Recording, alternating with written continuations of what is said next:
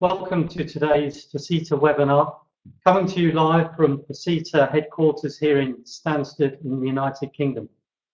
Today's introduction to FISITA will cover a little bit of history of our organisation, bring us up to present times and the development work we've been doing in the 3 years since I joined the organisation, and then a little look at the future to see the work that we are creating for the engineering community of today and tomorrow around the world, as I share some information and plans on the work of FISITA and how we are evolving our organisation in order to continue to support the rapidly evolving world and emerging mobility landscape around us. For those of you that don't know me, my name is Chris Mason, CEO here at FISITA, and I thought I'd better qualify myself in the first instance for the reasons I stand before you today. I'm an automotive guy. I love cars. I loved cars when I was a kid, and I love cars now. And I love working for Jaguar. It's my first job back in 1985. I did a technical apprenticeship, had a wonderful time with some brilliant people before joining Toyota here in the UK and working with them during the 1990s. And then I found myself working for the UK Trade Association for the motor industry, the Society of Motor Manufacturers and Traders here in the UK. And before I knew it, I'd spent 14 wonderful years at the SMMT, did some brilliant things with some wonderful people, and we achieved a lot before I was approached about heading up FISITA back in 2014, and I was delighted to be confirmed as Chief Executive in August of that year, and I've been having a wonderful time with a wonderful and supportive community around the world since that date. What we focused on when I first joined was FISITA prepared to be a relevant organisation to serve its community for another 70 years? That has to be the key exam question for me. So our vision statement at the time needed to be addressed, needed to be adjusted to reflect changing landscape that we're now very much a part of. Promoting excellence in mobility engineering is FISITA's mission, and is self-explanatory to anybody who understands the ecosystem the traditional automobile manufacturers now find themselves in. Our mission statement, however, needed very little change. To promote knowledge sharing among stakeholders in a way that positively contributes to the development of safe, sustainable and affordable mobility solutions, and importantly here helps guide the future direction of the global automotive engineering profession, is what FISITA has done for many, many years and what FISITA will continue to do for many, many years to come in support of our international network of members. Beginning with a little bit of history, FISITA was founded in 1948 by the automotive engineering societies in France, Italy, Spain and Poland. And they formed FISITA in order to provide an international platform which would allow their member engineers to come together and enable them to share and network and collaborate on the development of safe, sustainable mobility for that generation. I'm delighted to say that that's what FISITA still does today, and we've grown our member society base from 4 back in 1948 to 38 and 37 countries around the world represented on the slide in front of you today, which allows FISITA to extend a reach to well over 200,000 automotive and mobility systems engineers all around the world. Now, if we roll the clock forward to 1995, now 20 years ago or so for us clearly, the organisation had some quite brilliant strategic foresight and planning that the already significant member base of the member societies needed complementing by the voice of the industry, so the employers of the guys and girls that are the members of the societies. So we could have this real strong union between member societies around the world and the automobile manufacturers. Now, over the last 20 years or so, that group has grown to a significant base now of over 60 of the world's leading brands within our landscape.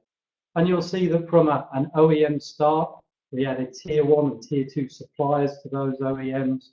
And in more recent years, we've added R&D companies, now bringing in some of the silicon folk and the IT companies. And as a demonstration of the changing landscape, in 1948, I can't imagine that anyone would have been able to predict that a computer IT organization such as IBM would be a member of FISITA. But they are, as are a growing number of other organizations that really reflect this ecosystem that we are proud to be a part of today. Structurally, the organization has evolved significantly over 70 years, and it's been quite a meandering evolution here as the structure has shaped to provide relevant products and services for the world it serves around it. In a simplest form that we can demonstrate for today's purposes, we can see that back in 1948, on top left there, FISITA, the association, was created as a non-profit organization in France. Bring the clock forward some 40 years, and by constitution, the organization felt that the operation of FISITA should be established in the UK under a UK limited company for-profit organisation, and that all operational activities should be divested to FISITA UK. That's how we find ourselves here today. That's how I found the organisation when I joined it. And we still are really aligned with this rich history of alignment with our French association, because everything that we have aligned beneath the line on the chart in front of you flows up to the executive board of our FISITA association, into the highest order within the FISITA structure, which is our council, made up of members from our member societies. So you can see that underpinning the business operation and the association activity is the usual complement of committee activities that you would expect from an organisation such as FISITA. I'm afraid I don't have enough time today to drill down into the work of our Education Committee and our Technical Committee and our Internal Relations Committee. I'll touch on our Industry Committee in a little while because that's the newest addition to the team. But needless to say that FISITA prioritises support for STEM activities for young engineers and mature engineers around the world through our education activities. Our Your Future in Automotive section of FISITA.com is the most visited area of our website on an international basis. So engaging with young people, demonstrating them the attractiveness of a career pathway within this wonderful sector that we all know, love and have worked in for so long is a really vital challenge for us, and one that we will sustain, as is the work supporting our technical community. Obviously, being an international organisation supporting the world's technologies, we've probably got a half a day's webinar that we can share with you on the technical education. So I'll have to park that and come back to that another time. What's important is the vice presidents on our board are aligned with the objectives of our organisation, feeding to the mission and the vision of our organisation. So we have excellent alignment and objectivity. And we also have excellent representation. The vice president appointed for each region as we chunk it around the world. So a region in Europe, a region in the Americas, and a region in Asia Pacific. And then, of course, we're backed up with some wonderful strategy planning as a board function. So just to give you an oversight of how we structure our organisation, it's very, very complex, but this is quite a readily understandable visual. And then the way we have developed our staff team out of our new facility here close to Stansted Airport, just outside of London, is an important strategic move for us. We know that over the next 20 to 30 years in the UK, we have a tech innovation corridor evolving that will run from East London up to Cambridge on the east side of England. And Stansted, where we are, is geographically placed right in the centre of that. So strategically and tactically for FISITA over the long term, we've positioned our head office right in the middle of this really exciting tech corridor development here in the UK. And we've also structured our team in a very efficient way to allow us to drill straight into the objectivity I was just talking to you about at board level. So we have member services headed up by my colleague Kelly Williams, and then each member of the team aligning with each board positions that I've just discussed with you about. Gives us a really great structure of continuity and strength within the overall team of FISITA. And then, as you would expect, business services looking after the sustainability of the organisation, the development, growth of the organisation, and everything else that comes with running effective business services. A great team with expertise and vigour and energy has come together over the last 2 or 3 years. I'm delighted to say we've done that under the structure of investors in people. We qualified at silver status, first time of asking just a year ago. So from structure to personnel to our office premises and the framework that we've created, we have a really excellent people strategy in place here in Stansted that will provide for our organisation on a global perspective for many, many years to come.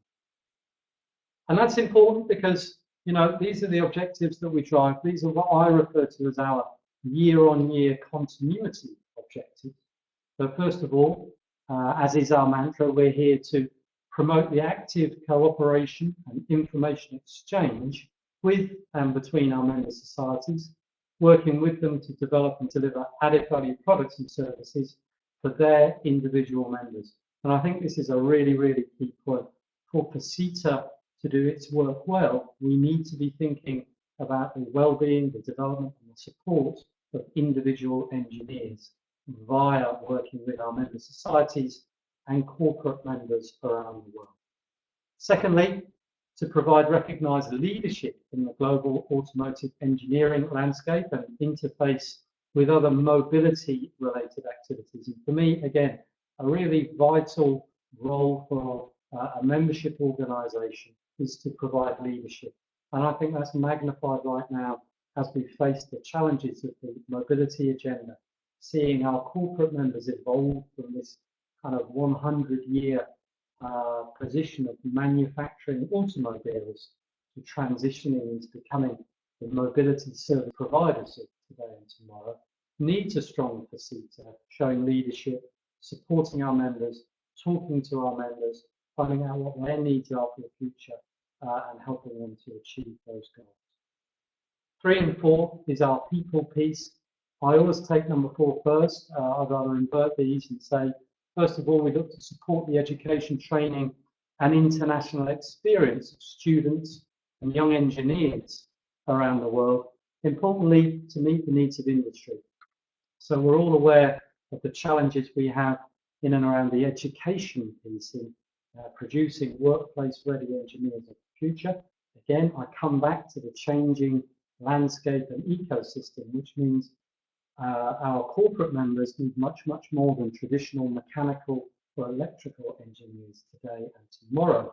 They're going to need a whole kind of breadth of different engineering disciplines to allow them to be competitive in a landscape of artificial intelligence, deep learning, mobility, and autonomy and connectivity. Once we've supported those young engineers into understanding what a great career pathway lies before them within our sector, then we look to support the continuing professional development of those engineers throughout their lifetime journey within our sector. And these are 2 really fundamental pieces of work that we could, once again, spend a half a day focusing on their own. Objectives 5 and 6 are objectives 5 and 6 for any organisation, as far as I can see. Raise the profile of FISITA with all our stakeholder groups. Well, the FISITA we have today, I think, has a great profile, and we're doing a good job continuing to raise that with our internal stakeholders, our members, and to targeted external audiences. And then there's the reminder to me, objective number 6, ensure that we're running an effectively managed organisation, importantly, with sufficient and sustainable resources. And the 2 S words there are the real drivers for me. We've got to have sufficient resources today to allow us to invest in mission and delivering against the expectation of our members. That means that we have to generate revenues to be able to reinvest in developing the plans that we're going to provide for us for today and tomorrow. But we also need to make sure that we've got sustainable resources so that we're future-proofing and safeguarding the organisation. We are merely, the people responsible for the organisation today. We need to make sure that we've left a decent legacy for those that follow us. And my objective is to make sure that we've left a FISITA that's fit for purpose for at least another 70 years. So on top of our year-on-year continuity objectives, which of course are great and gives us that little base, that platform to work from, we felt that we could put a modern wrap around FISITA that would make FISITA relevant and appealing to the next generation, following generation, following generation of engineers. So as any good CEO does when they first take up position, they promise their board a strategic plan for the midterm within 12 months of joining the organisation. So in August 2014, I made that promise to my board, and then I think it was July the 22nd, 2015, I delivered my strategic plan with at least a week to go on that time frame I set myself. And the board agreed with this plan, and here we have it on screen in front of them. You'll see that none of this says stop what we're doing and start doing things differently, start doing alternative stuff.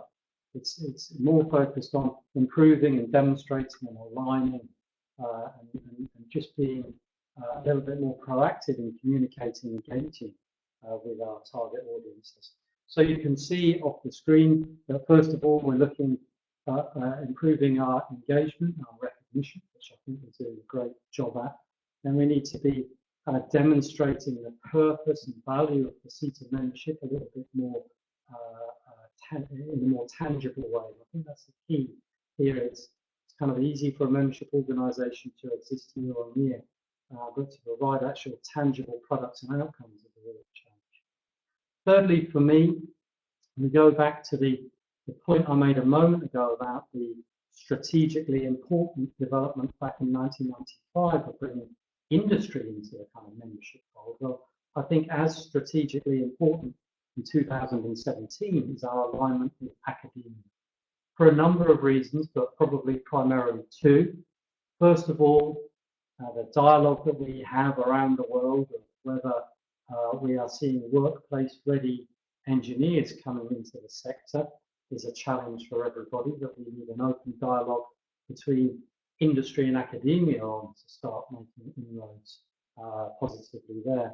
But secondly, the point I keep coming back to, which is the pace of technological change that we are experiencing now, and we will experience for at least another decade, we will never have seen the like of before. And on that basis, I think it's more important, more vital than ever that FISITA aligns with academia so that we can have that three-way dialogue then between our member societies representing the engineers, the industry that's developing and building products that follow those engineers, and the academic community that's producing the engineers that we need to feed into our own ecosystem. So we've created our academic advisory board, which we're starting to populate now with some of the leading institutions around the world, and I'll touch on that in a couple of slides' time. But then we needed to improve our communications, and we need to look at our brand awareness. I think now we have an excellent brand that you can see around me, and I think our communications strategy is really starting to gain momentum in raising the profile of FISITA, because we've got one hell of a story to tell, and I think even more importantly now than ever, FISITA's contribution from a technical perspective in making sure the evaluation and the opinions of the emerging mobility evolution are correct, because without the technology, then they're just individual opinions and preferences to a large degree. And then number 5, develop a meaningful membership proposal. I think we've got one of those in place now, and that's what the whole strategy hangs on. You can tell that story to our current members and prospective members and continue to grow FISITA and drive its relevance. And then you'll recognise that objective number 6, again, another reminder from my board that we've got to make sure that we're running an effectively managed organisation, which is only right.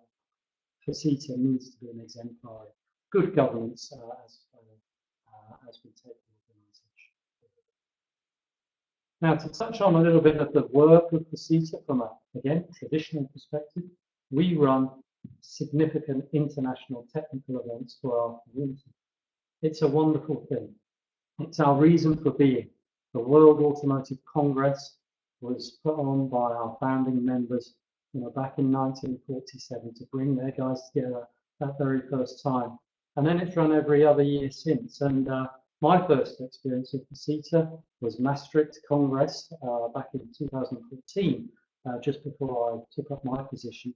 My latest experience was Busan in Korea, where I find it difficult to explain the pride and how humbling the experience was to be the leader of FISITA at this point, where nearly 2,000 technologists from all around the world were gathered in a fabulous complex, and we supported our friends and colleagues in Korea to put on one wonderful show, and now we are focused with, again, our friends and colleagues in India as they prepare to run the Congress for us in 2018 in Chennai.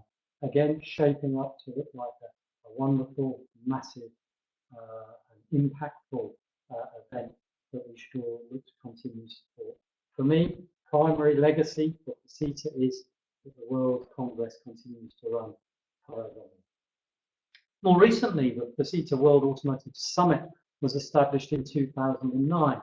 Now, this is a smaller scale event by invitation for the technical leadership of our corporate members of the Honorary Committee.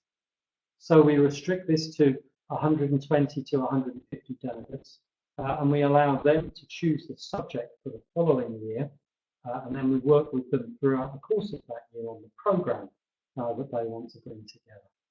So last year in Silicon Valley was a fabulous 2 days with all the technical leaders from around the world, and the year before was here in the UK in London, and we're now preparing to take the summit to Geneva in Switzerland this year. And I think we're just about ready to finalise the speaker lineup. It's looking fabulous and challenging and everything you would expect, and I've got a little more information on that for you shortly.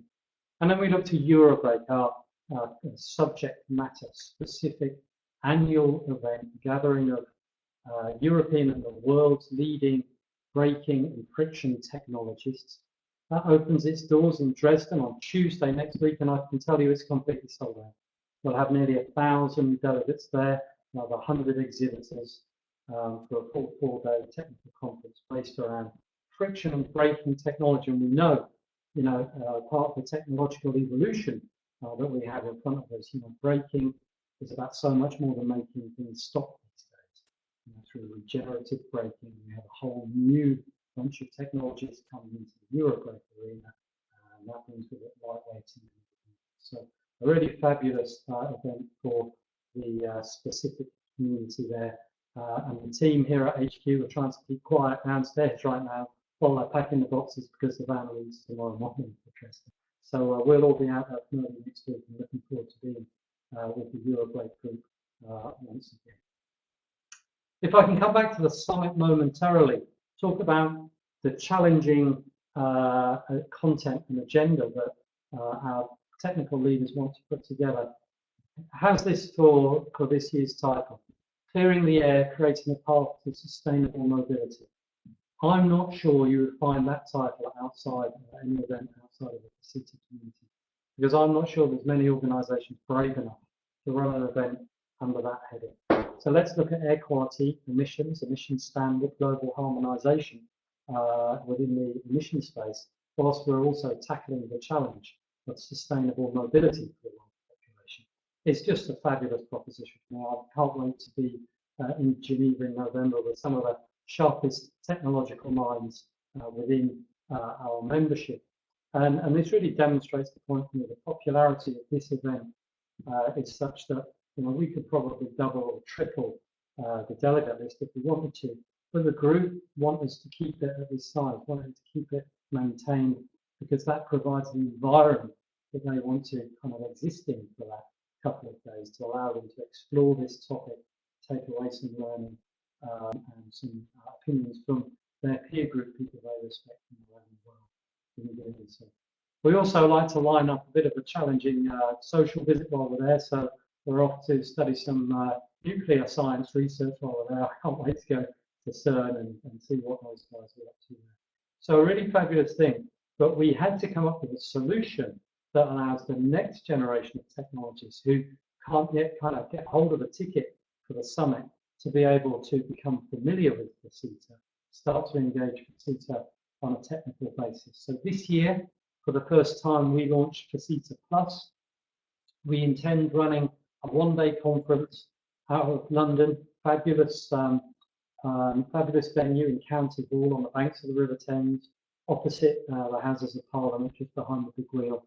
And I think that the fabulous venue and position is only trumped by the fabulous speaker lineup that we've got for the initial FISITA Plus event. So if you are one of our members, or you're not one of our members, but you are involved, interested in future mobility engineering and technology, I would suggest that you get yourself over to FISITA.com, events, FISITA Plus, and buy yourself a ticket, because again, we're running this as a very contained environment. There'll only be about 200 delegates there, 12 exhibitors, all aligned with future mobility context. And we're expecting the tickets to go pretty quick. So I'd love to see you there. Have a look at the speaker lineup. I don't want to kind of spend time on the detail of that today, but it's an absolutely wonderful lineup, and I'm looking forward to hosting the day, and I hope to be able to meet with many of you people there. So now we're starting to look at how FISITA is evolving to shape our organisation to be of relevance to the next generation of engineers and to the FISITA membership as it exists today. And I can tell you that these things are going to play a big part in what we do. A FISITA webinar. If we think back to our first slide, our vision and our mission, our purpose is to provide platforms that allow the world's technological community within FISITA membership to come together, to share technology, to develop their thinking, to be collaborative with their peer group. Great thing about existing in 2017 is we don't always need to get on an aeroplane and travel several thousand miles between us to do so. We can hook up to a free webinar via FISITA and learn from someone like Mike Segrist, Assistant Chief Engineer at General Motors, who volunteered for us to kick off the technical webinars last month. And when we asked them what they'd like to talk about, again, testament to this engineering community that FISITA supports around the world, we shy away and do something simple and easy. They said, sure, we'll do that. We want to talk about why diesel is still an opportunity for us here in the North American market. Now, diesel, as we know, is a big talking point right now. And the FISITA membership that were with Mike on the day on the webinar a few weeks back got a really compelling view and some real kind of factual based content on why diesel still has a role to play wherever in the world you are. So now we're restricting this. This is available to FISITA members only, and the login came through FISITA.com. So this is a real value add for our members. So look out for future webinars, because we're looking like we've got a great one lined up for you next month, and talking to some guys about the following month. And if you'd like to present to the FISITA community, drop me a line. My email address will come up at the end of today's session. We'd love to be able to accommodate as many of you as we can. Now, just looking at future development, we said that we'd just have a look at the emerging industry mission. I think this will become one of those really key groups that we've pulled together. So it was clear to us that our corporate members of our honorary committee really needed a leadership group to sit down and focus on an agenda as directed by the rest of the corporate membership. So we've had some communications with our corporate members of the honorary committee, thinking about what kind of thing they think should shape the agenda, whilst we've been establishing this group of key people in and around the FISITA community on an international basis. So we spoke to one of our longest and most supportive partners at Toyota and said, look, have you got anyone that can support you with this to head this thing up for the first 2-year period? And I'm delighted to say that they put forward now a guy I consider to be a friend, Hiraki Okuchi, who heads up the Toyota Frontier Research Center in Japan, looking after the development of all the artificial intelligence and connected car program for Toyota. And he's doing a fabulous job in pulling together a number of really great people. I won't read the names, you can see them on the screen there. But again, I suggest that there's few organizations in the world that can pull up a group as influential and impactful as this together to focus on an agenda for another 60 organizations around the world. So what we've said to them, we kind of took the Steve Jobs approach to this, and there's no point hiring intelligent people and then telling them what to do, right? What we said is we've got 4 things we think we should focus on. So let's create an agenda around providing industry stewardship for our honorary committee members, providing input and support for the World Automotive Summit team when they need it, advise the CT head office team on member recruitment strategy, and then support the work and development of FISITA on a programmatic level. And I can tell you, early days in, we're only kind of 6 or 9 months into this program, but we've had some really significant moments, and I'd just like to share one of those with you, because this brings together the new and the traditional FISITA in a really great way, and serves a really cool purpose in demonstrating how we're evolving the organisation. So far left of the screen here, you can see our education committee.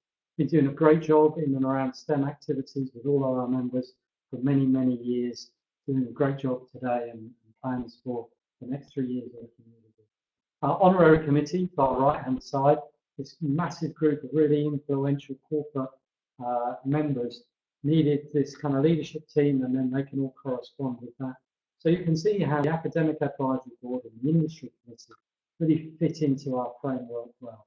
They're not kind of in a higher place in the hierarchy to anything else. They're just coming together as part of this international team we have here at FISITA to support the forward agenda and to add their influence and support to the activities that we have in place. And I can tell you the 2 things that we've settled on as collaborative plans that the academic advisory board and industry committee are starting to work on is the program called Engineer 2030 Research that we've settled on.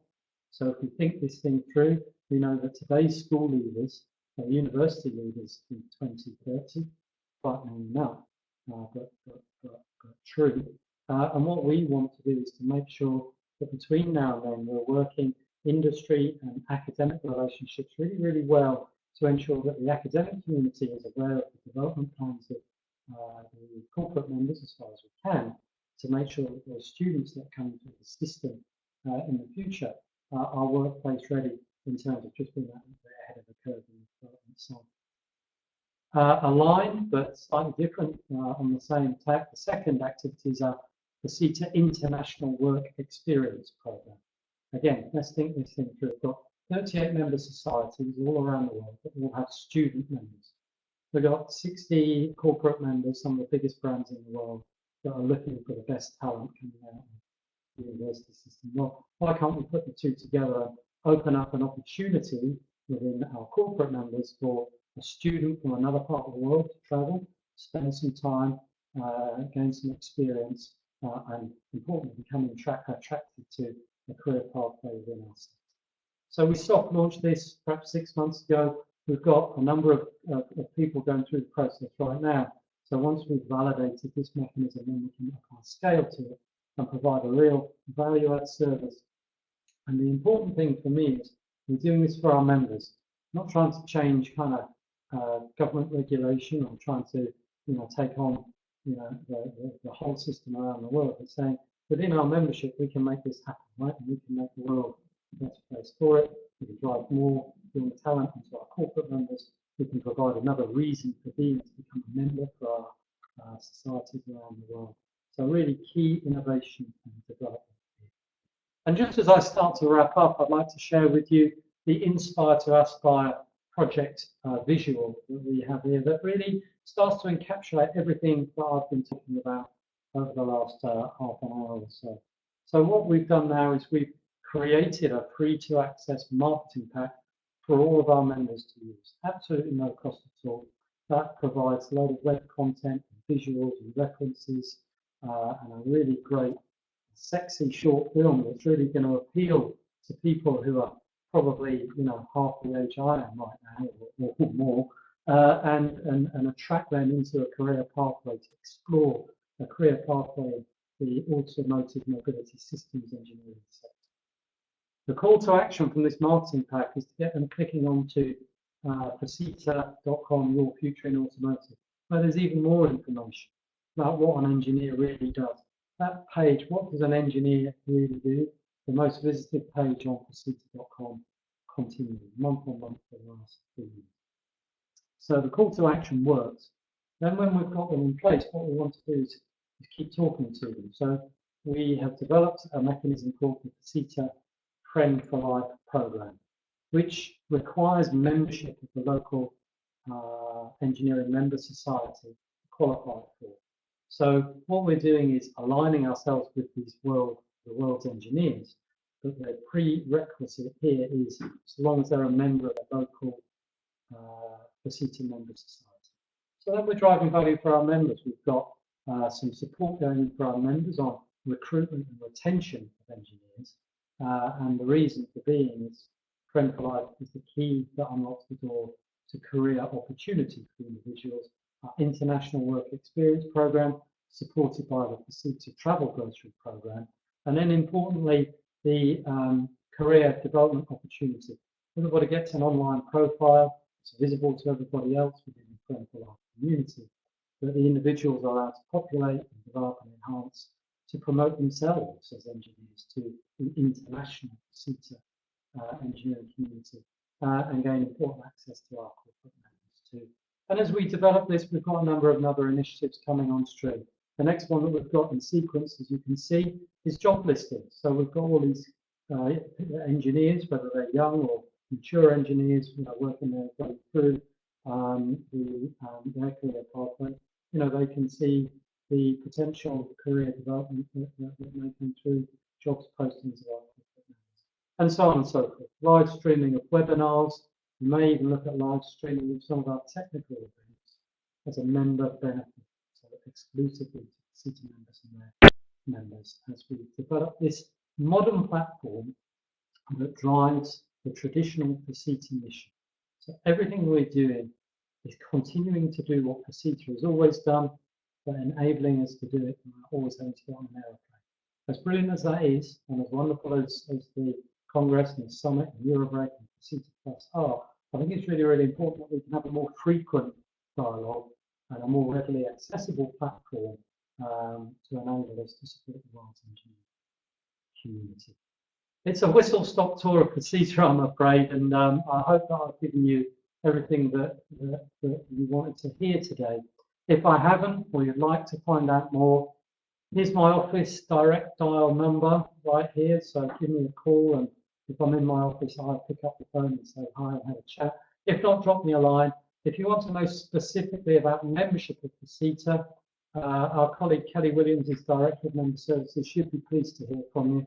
I don't know if we've got any questions, but I'm happy to answer any questions that we've got.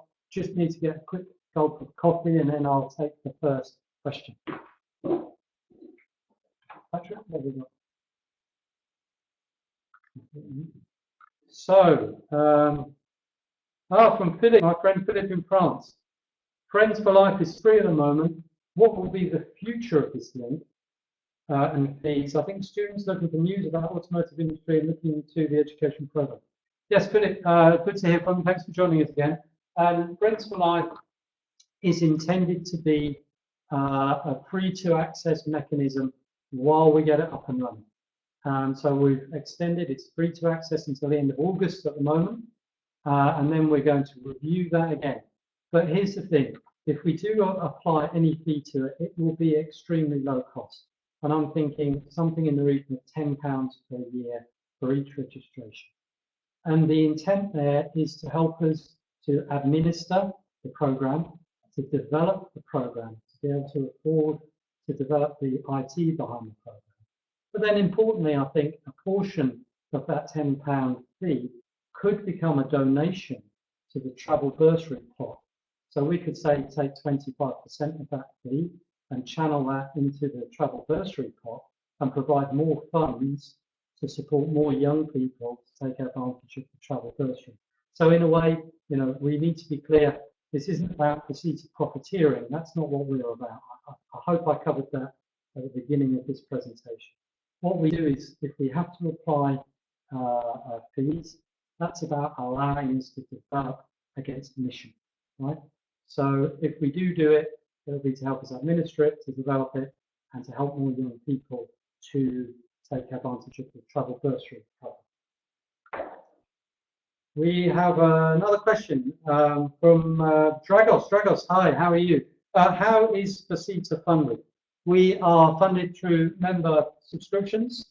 So our member societies pay proportionally against the size of their membership on an annual basis, and corporate members of our honorary committee provide us with an annual fee in support of the FISITA mission. So exactly the same point that I was talking to you about a moment ago, which is, you know, all of these revenues that come in, we're not here to satisfy the need of shareholders or shareholder return. Actually, we're here to develop FISITA activity against mission, to make sure we're providing the world's engineering community with the products and services they want to support them, and to ensure that we've got sustainable business going forward. So that, you know, whenever we turn a surplus, then we consider how much of that we will invest and how much of that needs to go into the investment portfolio to make sure that we're providing for the next generations of members of FISITA. So, you know, we're really, really very clear on that. FISITA runs a very tight ship, and what we do is about investing in mission and supporting the world's engineering community. Do we have any more questions from anybody? Wow, come on guys, there must be a couple more out there. If not, I'll give it a moment just to say thank you. Well, we've got a couple of people saying thank you, so thank you for joining us. If there are any questions that you'd rather just direct to me personally, email or telephone, happy to answer them, happy to pick up the discussion with you on any point of relevance, whether that's just to, you know, have a chat about the change that we're experiencing within our sector right now, and, you know, how exciting that's looking for the next 10 or 20 years. Be delighted to pick that up with you. Thanks for joining us today, and I'll speak to you again soon. Thank you.